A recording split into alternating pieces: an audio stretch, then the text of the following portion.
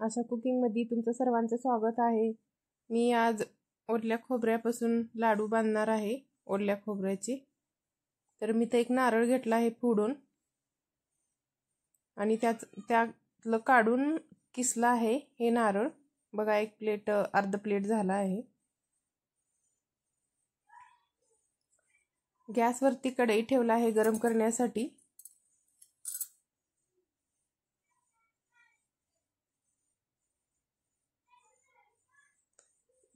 एक चमचा तूप टाकला आहे। हे किसलेलं नारळ ह्या तुपात परतून घ्यायचं आहे।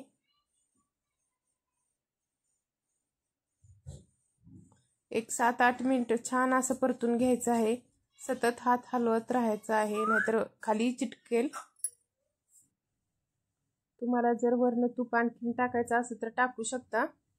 एक चमचाच टाकला आहे। खाली चिटकत असलं तर टाकू शकता। तर इथं छान भाजून घ्यायचं आहे। छान भाजल्याना लाडूला खूप छान चव येते।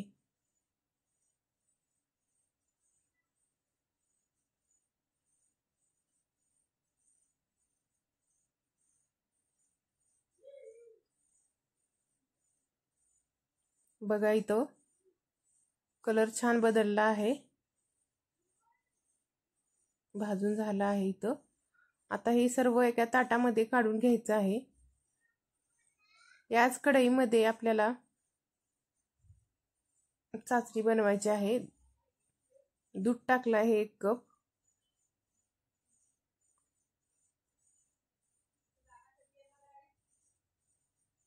यात आपल्याला गोडानुसार साखर टाकायची आहे। जास्त गोड खात असला तर तुम्ही जास्त टाकू शकता। मी तर मध्यमच घेतला आहे साखर टाकण्यासाठी। जास्त गोड पण नाही, जास्त सपक पण नाही, असं टाकली आहे साखर। तर इथं हलवून घ्यायचं आहे, साखर विरघळून घ्यायचं आहे। मंद आचेवर ठेवायचं आहे याला पण। एक उकळी आली ना, उकळी येईपर्यंतच ठेवायचं आहे। विलायची पूड टाकली आहे। यात आपल्याला भाजलेल्या नारळाचा किस टाकायचा आहे।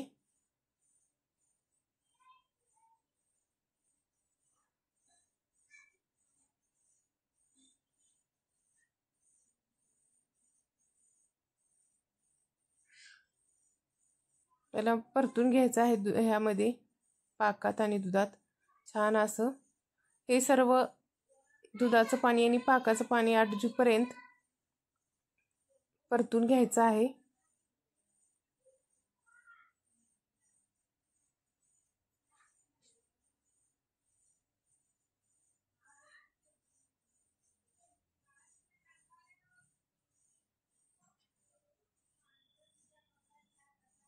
बघा, इथं घट्ट झालं आहे आणि पाणी सर्व आटलं आहे दुधाचं आणि पाकाचं।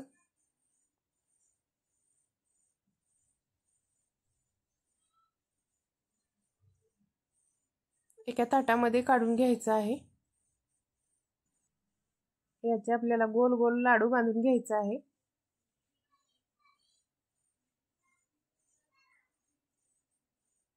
इथे 7 लाडू झाले आहे एका नारळापासून। तुम्ही जास्त पण घेऊ शकता नारळ। तर इथं खूप छान झाले हे ओल्या नारळाचे लाडू। व्हिडिओ आला तर लाईक करा, कमेंट करा, नवीन असाल तर सबस्क्राईब करा।